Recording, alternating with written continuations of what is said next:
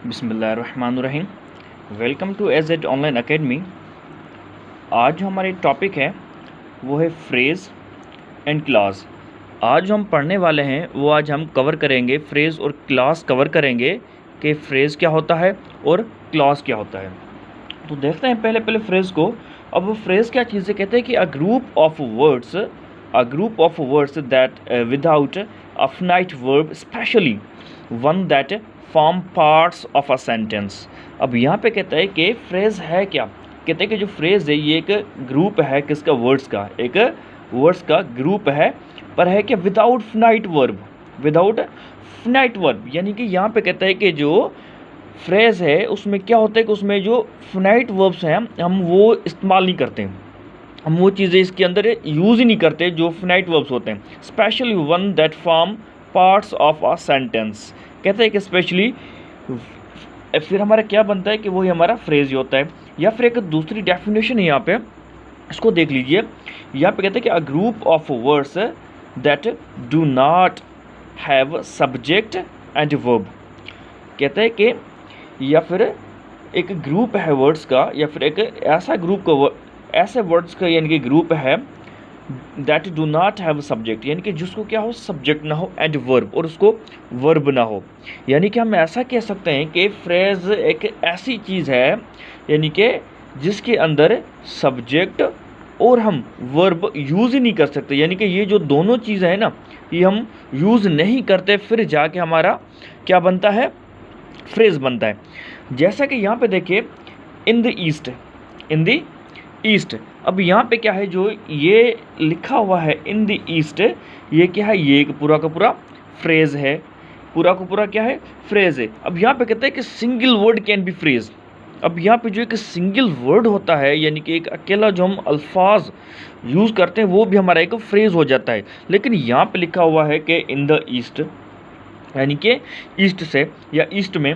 अब यहाँ पे देखिए जब हम एक सेंटेंस में इसको यूज़ करेंगे फिर वो हमारा सेंटेंस हो सकता है, लेकिन जब ये अलहदा होंगे सेंटेंस से तो फिर ये हमारे क्लास कहलाए जाएंगे, तब तक है। अब यहाँ पे देखें इन द ईस्ट, अब यहाँ पे देखें इन द ईस्ट में कोई सब्जेक्ट यूज़ है नहीं है, या फिर कोई वर्ब यूज़ है नहीं है, या फिर एक और दूसरा लिखा है कि अ ब्यूटीफुल गर्ल। अब यहाँ पे देखिए आज जो ब्यूटीफुल गर्ल है इसके अंदर ना ही कोई हमने सब्जेक्ट यूज़ किया है और ना ही कोई वर्ब या फिर फिनाइट वर्ब। या फिर दूसरा है कि वेरी क्विकली। अब इसके अंदर भी क्या है कि इसके अंदर भी हमने ना ही कोई सब्जेक्ट यूज़ किया हुआ है और ना ही हमने वर्ब यूज़ किया हुआ है, इसलिए ये चीज़ हमारी क्या है, ये फ्रेज़ है। अब यहाँ पे देखें अगला पॉइंट कहता है कि single word can be phrase. जो एक सिंगल वर्ड होता है ना, कौन सा वर्ड, यानी कि सिंगल वर्ड, कहते हैं कि जो सिंगल वर्ड है वो भी हमारा फ्रेज होता है। जैसा कि यहाँ पे देखें कि एक बुक, क्या है, बुक, या फिर पेन। अब यहाँ पे पेन हो या फिर बुक, ये क्या है, ये एक जो सिंगल वर्ड होता है ना वो भी एक क्या होता है, फ्रेज हो जाता है। अब दूसरा पॉइंट हम यहाँ पे देखते हैं, कहते हैं कि it does not give us complete sense. It does not give us complete sense. अब यहाँ पे क्या कहते हैं, यहाँ पे कहते हैं कि ये हमें एक कंप्लीट सेंस यानी कि कंप्लीट मीनिंग नहीं दे रहा। यहाँ पे देखें इन द ईस्ट, या फिर अ ब्यूटीफुल गर्ल, यानी कि एक ब्यूटीफुल गर्ल को भाई क्या है, या फिर वेरी क्विकली यानी कि तमाम जल्दी, तो क्या, वो तो जो जल्दी हो जाती है चीज़ वो चीज़ क्या है। अब यहाँ पे देखिए हमें एक प्रॉपर मीनिंग या फिर प्रॉपर वे नहीं मिल रहा, इसलिए ये हमारा क्या है, फ्रेज हो गया। या फिर कहते हैं कि it does not give us complete sense, यानी कि जो चीज़ यानी कि हमें क्या दे, कंप्लीट सेंस ना दे। या फिर when it is used alone. अब यहाँ पे देखें यूज्ड अलोन, जैसे ये बुक हो गया, पेन हो गया, या फिर इन द ईस्ट। फिर कहता है कि but it gives us sense when it used in a sentence. अब यहाँ पे एक पॉइंट ये भी है, यहाँ पे क्या कहता है, इस पॉइंट के अंदर कहता है कि but it gives us sense when it used in a sentence. अब जब ये सेंटेंस में यूज़ होगा, जब हम इनको सेंटेंस में यूज़ करेंगे, कहता है कि यहाँ पे फिर आके हमें वो मीनिंग देता है। जैसा कि अब यहाँ पे मैंने लिखा था इन the east, in the east. अब इन द ईस्ट अगर मैं इसको एक सेंटेंस लिखूं, the sun rises in the east.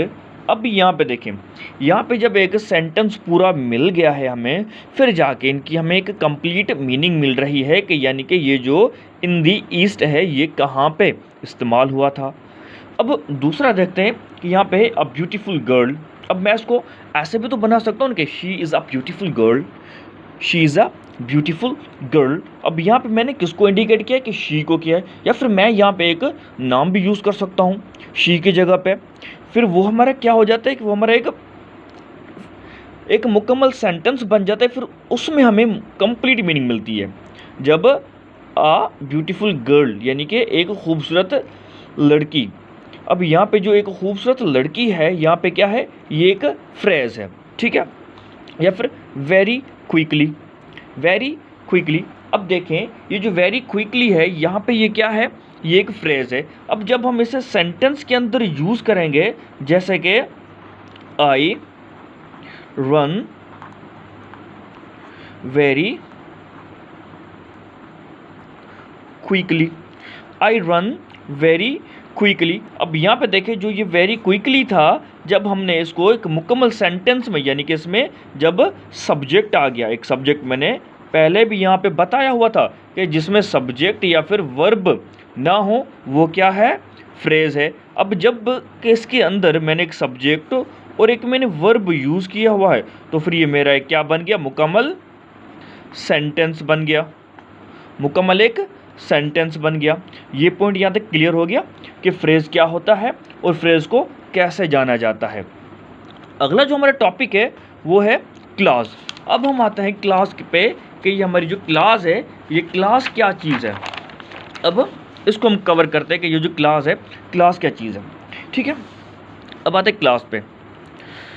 तो यहाँ पे है, पहले हम डेफिनेशन पे चलते हैं, डेफिनेशन कवर करते हैं, फिर उससे आगे हमारा हल हो जाएगा। अब यहाँ पे क्लास कहते हैं कि a group of words that includes a subject and a verb form a sentence, form a sentence और पार्ट ऑफ अ सेंटेंस।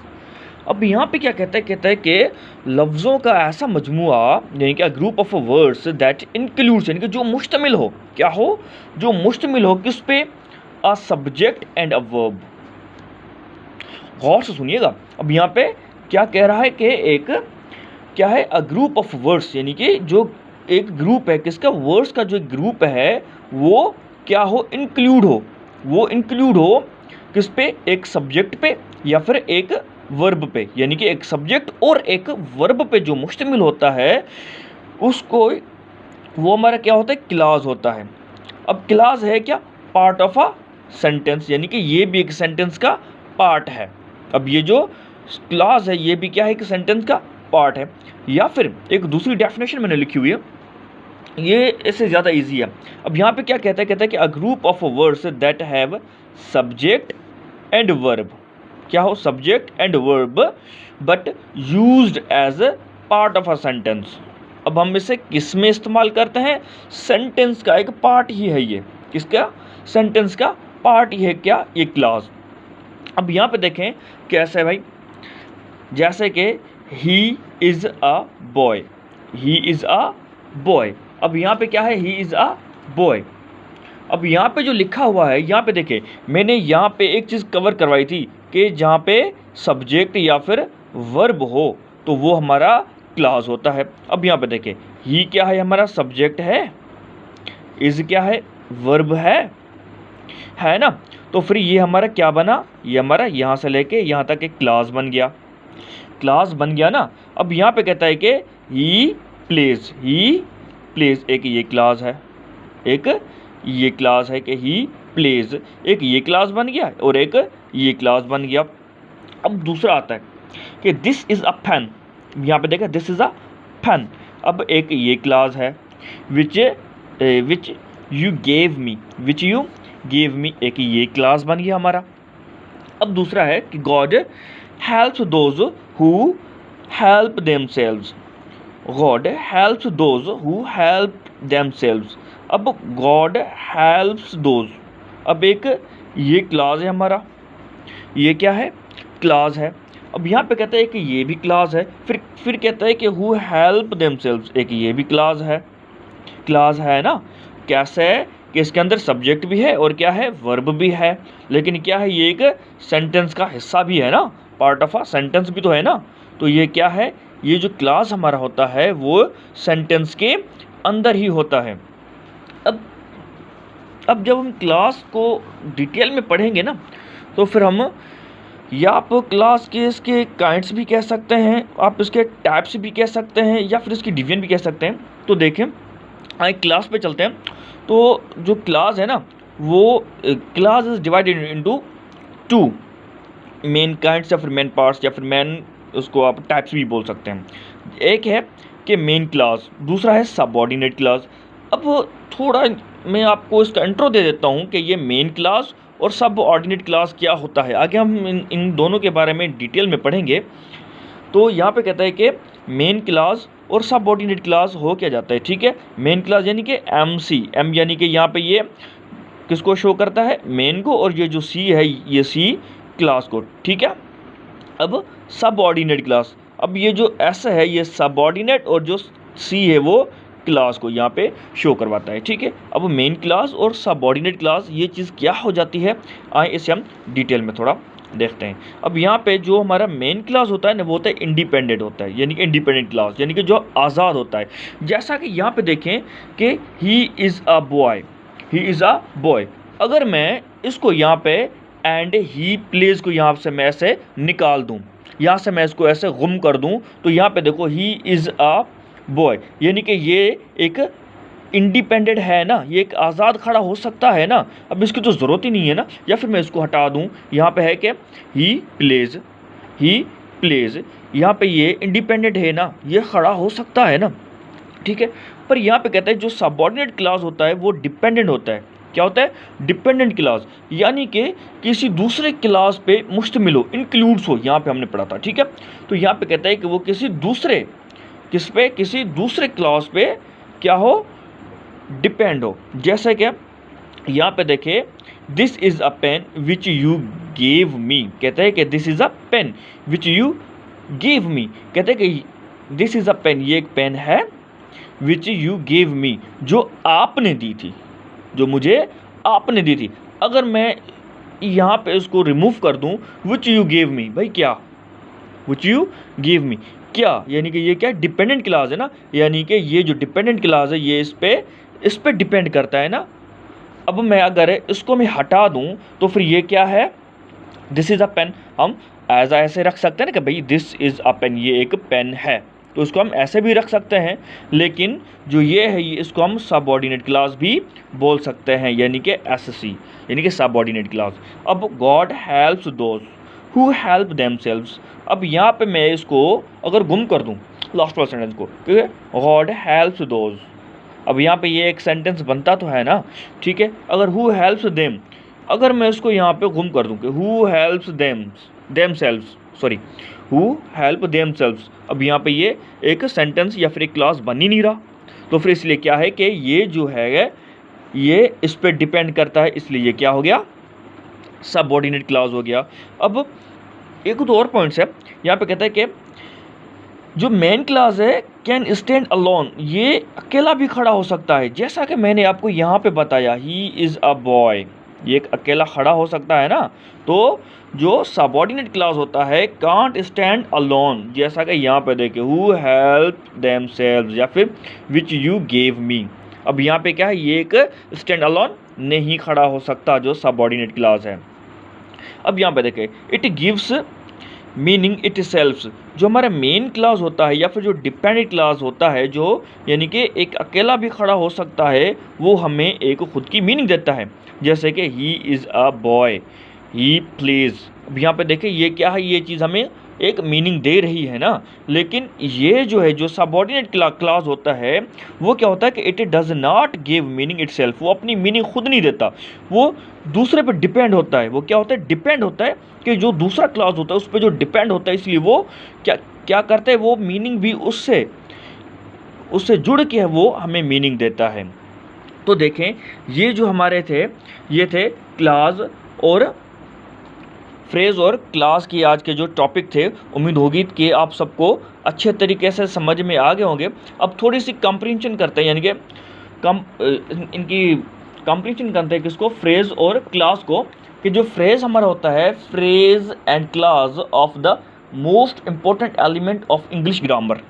अब यहाँ पे जो फ्रेज या फिर जो क्लास है ये क्या है, ये मोस्ट इम्पोर्टेंट यानी कि अहम एलिमेंट है किसके, इंग्लिश ग्रामर के, इंग्लिश ग्रामर के ये मोस्ट इम्पोर्टेंट एलिमेंट्स हैं।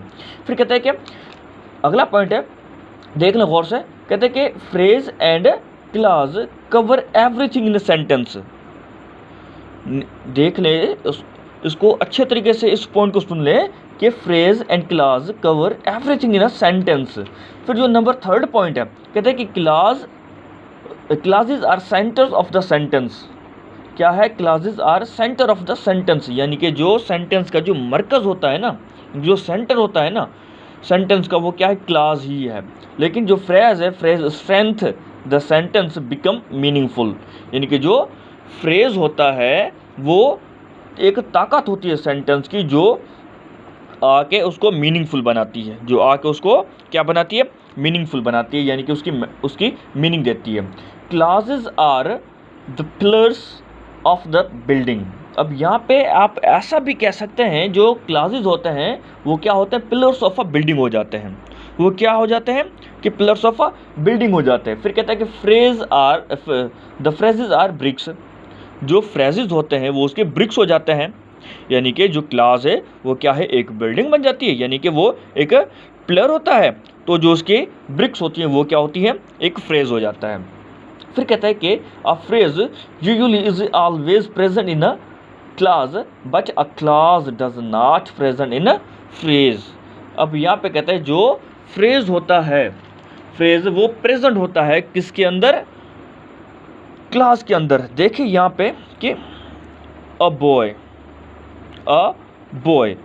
यहाँ पे क्या है, फ्रेज है ना, अ बॉय ये एक फ्रेज है, ये एक प्रेजेंट है।